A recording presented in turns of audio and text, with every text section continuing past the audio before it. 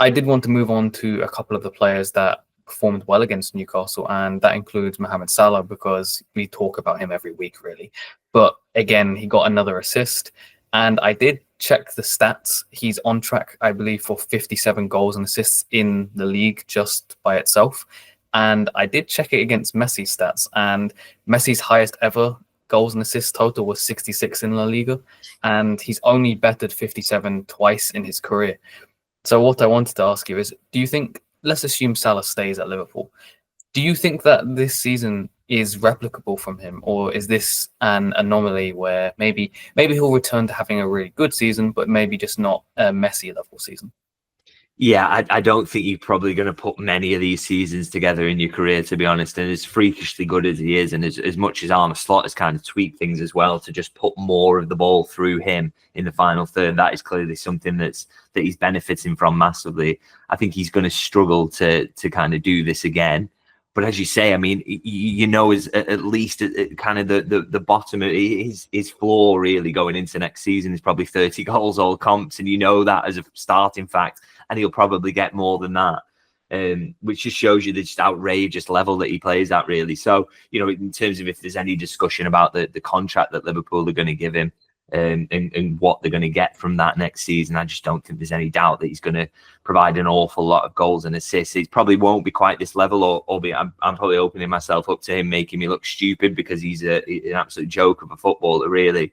But even if it's slightly less than this, that's absolutely fine. I think Liverpool can get goals from elsewhere as well. Starting to see that coming from the midfield as well. So, he doesn't necessarily have to replicate this level. He just has to go back to being a normal world-class Mo Salah. And that's absolutely fine. And he'll still be worth absolutely every penny that Liverpool give him. I'm sure of that. Absolutely. Can't say that I disagree. Then there's two players who I think you know who I'm going to talk about now. But it was another clean sheet for Van Dijk against Newcastle, and I thought that Trent at right back, I thought he was outstanding and possibly a candidate for man of the match. But obviously, the better they play, the closer we come to the end of the season. When is it time to panic? Because we're only a couple months away, and I know that, no news isn't necessarily bad news, but it's getting really close and fans are it's on the back of their minds despite the potential trophy success that they might have at the end of the season.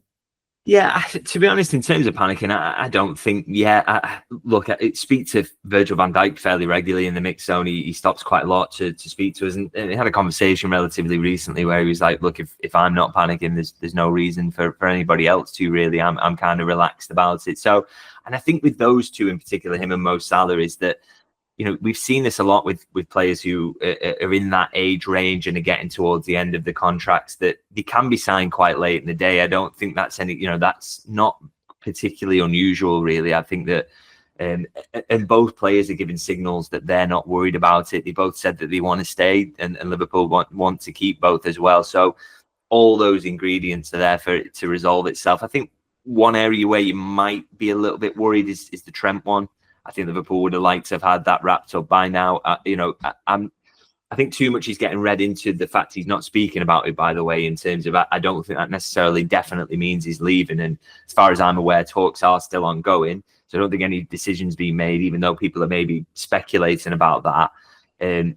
But he was a little bit of the priority of the three in terms of, because he's coming into his peak years, he's a local lad, you want to keep hold of him.